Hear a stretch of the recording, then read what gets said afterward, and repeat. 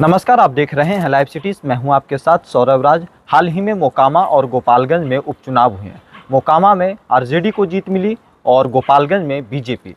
अब सवाल ये है कि मोकामा के भूमियार वोटर्स आखिर किसे वोट दिए, भूमियारों के मन में क्या है, इसके ऊपर विस्तार से बात करेंगे। सीनियर जर्नलिस्ट ज्ञानेश्वर हैं। मोकामा में आरजेडी जीत गई, गोपालगंज में बीजेपी। भूमियारों के मन में क्या है, भूमियार किसे वोट दिए इस बार मोकामा में? देखिए सौरभ जी, भूमिहारों के मन में क्या है, यह सवाल कब से उठना शुरू हुआ? जी, यह सवाल उठना शुरू हुआ बोछा से।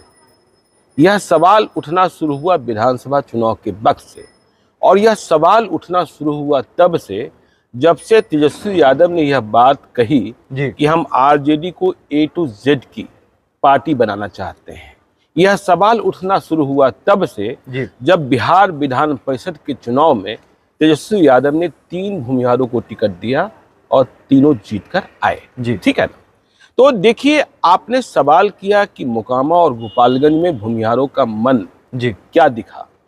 तो देखिए, यदि स्पष्ट तौर पर कहें, अभी से कुछ देर पहले जब हम लोगों ने एक वीडियो में बात कही थी कि मुसलमानों के भाव स्वभाव को लेकर जो उनका ट्रेंड दिख रहा है और जिस तरीके से वे ओवैसी से भी प्यार कर रहे हैं, तेजस्वी यादव बेचैन है। ठीक उसी प्रकार से भूमिहारों के मन को देखकर बीजेपी भी विचलित है। देखिए, बीजेपी परेशान है, विचलित है मैं कह रहा हूं जी, क्योंकि माना यह जाता था भूमिहार मतलब बीजेपी, ब्राह्मण मतलब बीजेपी।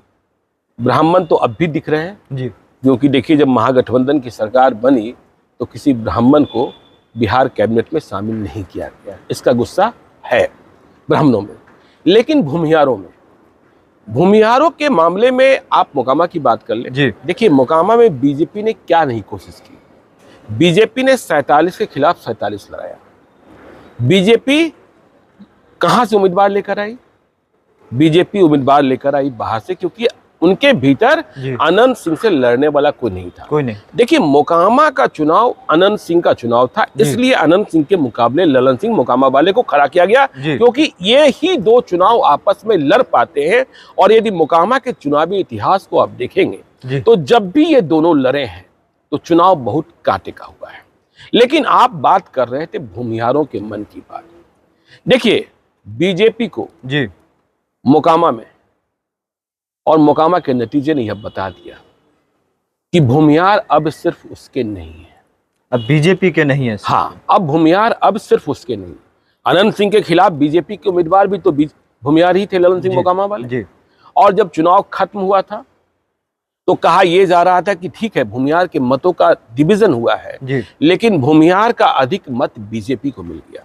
लेकिन जब नतीजों का माइक्रो एनालिसिस शुरू हुआ, सूक्ष्म विश्लेषण शुरू हुआ, तो दिखा ये कि टाल क्षेत्र जो अनंत सिंह का प्रभाव का इलाका था, जहां अति पिछड़ी जातियां थी, जहां अनंत सिंह को अधिक मत आना चाहिए था, तो अति पिछड़ी जातियों में बीजेपी ने सेंधमारी की।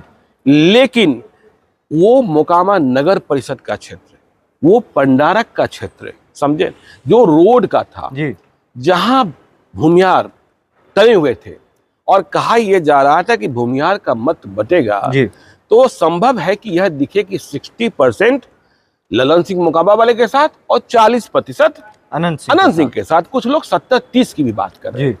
लेकिन जब नतीजा आया तो देखिए, मोकामा नगर परिषद क्षेत्र में ही जहां ललन सिंह मोकामा वाले, बीजेपी वाले, देखिए वहां विजय कुमार सिन्हा ने अपनी प्रतिष्ठा फंसा रखी थी बीजेपी के लिए बिहार विधानसभा में नेता प्रतिपक्ष। रजनीश कुमार एक्स MLC वे तो चुनाव प्रभारी ही थे। मनोज शर्मा, देखिए याद रखिएगा, गिरिराज सिंह ने अपने को मोकामा से दूर रखा। शायद पूरे चुनाव दौरान वे नहीं गए, वे हरिद्वार में थे शायद स्वास्थ्य लाभ के लिए, तो गिरिराज सिंह दूर थे। लेकिन मोकामा नगर परिषद से बीजेपी को उम्मीद थी कि हम कम से कम 10,000 मतों से लीड करेंगे। लेकिन मोकामा शहर में भी वे कुछ 100 मतों से पिछड़ गए। अब इसका विश्लेषण आप करें तो क्या निकलता है? इसका विश्लेषण ये निकलता है कि भूमिहार आरजेडी से नफरत नहीं किए। देखिए, हम अनंत सिंह की बात नहीं कर रहे हैं, अनंत सिंह आरजेडी के उम्मीदवार थे। तो देखिए, अनंत सिंह से भूमिहार ने तो आपको वहां जो कहते हैं दही चूरा, दही चूड़ा जो कहते हैं वो दही चूड़ा आपको वहां दिख गया, मोकामा में। मोकामा में आपको दिख गया, बोछा में भी दिखा था। बोछा में बीजेपी नहीं हारती यदि भूमियारों ने वहां उनके साथ खेला नहीं किया होता। गोपालगंज का भी जो माइक्रो एनालिसिस शुरू हो रहा है, क्योंकि मोकामा गोपालगंज में आपने देखा 1794 मतों से जीत हार का फासला हुआ जी। तो जो माइक्रो एनालिसिस हो रहा है वो भूमियार के जो बूथ है वहां भी बीजेपी को ऐसा कुछ नहीं मिल गया है कि वह मान ले कि भूमियार सिर्फ मेरे हैं, ठीक है ना।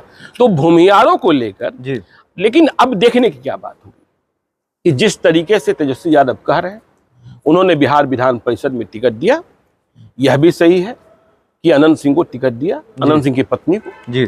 लेकिन मोकामा में अनंत सिंह को लड़ाना मजबूरी होती है। लेकिन देखना यह होगा कि जब 2025 का या 2024 का, 2024 में लोकसभा और 2025 में विधानसभा, इसमें आरजेडी, हम महागठबंधन की दूसरी पार्टियों की बात नहीं कर रहे हैं, कांग्रेस और जेडीयू की बात नहीं कर रहे हैं, वे भूमियार को देते रहे हैं और वहां स्थापित नेता भी हैं। आपने देखा कि ललन सिंह ने किस मजबूती के साथ मोकामा में अनंत सिंह के लिए मार्च किया और किस तरीके से तेजस्वी यादव के साथ कंधे से कंधे मिलाकर गोपालगंज पहुंचे। तो देखना यह है कि तेजस्वी यादव 2024 और 2025 में भूमियार जो अपने को यह दिखाने में लगे हैं कि हम बीजेपी के बपौती नहीं हैं, तो तेजस्वी यादव उनमें से कितने को टिकट देते हैं। 2020 याद कीजिएगा तो सिर्फ अनंत सिंह थे जी। 2019 याद कीजिएगा तो आरजेडी ने लोकसभा का टिकट किसी भूमियार को नहीं दिया था, किसी को नहीं दिया था। अब आप अखिलेश सिंह और इन दूसरी कहानी है वो, तो वो कांग्रेस की कहानी है। तो देखना ये होगा। लेकिन एक बात और देखनी होगी कि देखिए तेजस्वी यादव ने एक काम तो किया कि यादवों का मत भूमियार को दिला दिया भाई। यादव तो एक पैर पर खड़े रहे ना अनंत सिंह को जिताने के लिए, वे पुत्तुस यादव को भूल गए। लेकिन अब जब कहीं लड़ाई होगी जिसमें यादव उम्मीदवार होगा, उपचुनाव होगा, वहां भूमियार यादव को देते हैं कि नहीं देते, लेकिन दही चूड़ा कम मिलेगा, ठीक है ना। जब भूमियार यादव के साथ आएंगे, भूमियार यादव के साथ आएंगे, अभी यादवों ने आपको वोट दिया है जी। देखना यह है कि भूमियार जो है यादव उम्मीदवार को वोट देते हैं कि नहीं देते हैं, और वहीं अग्नि परीक्षा होगी। तो बीजेपी यह समझ रही है बात को। देखिए तेजस्वी यादव एक और प्रयोग में लगे हैं A to Z में कि वे वैश्य को अपने करीब ला रहे हैं। आपने देखा था तारापुर में और फिर आपने देखा गोपालगंज में, इसलिए करीब ला रहे हैं कि वे एक भय खत्म करना चाहते हैं। क्योंकि कहा यह जाता था कि देखिए आरजेडी का नाम सुनते ही, तेजस्वी यादव का नाम सुनते ही, लालू यादव का नाम सुनते ही भय पैदा हो जाता है। यदि आप मोकामा बाजार के चुनावी नतीजे को देखेंगे, वोटों को देखेंगे, तो आप देखेंगे कि वहां भी अनंत सिंह को वोट मिला है, व्यापारियों का वोट मिला है।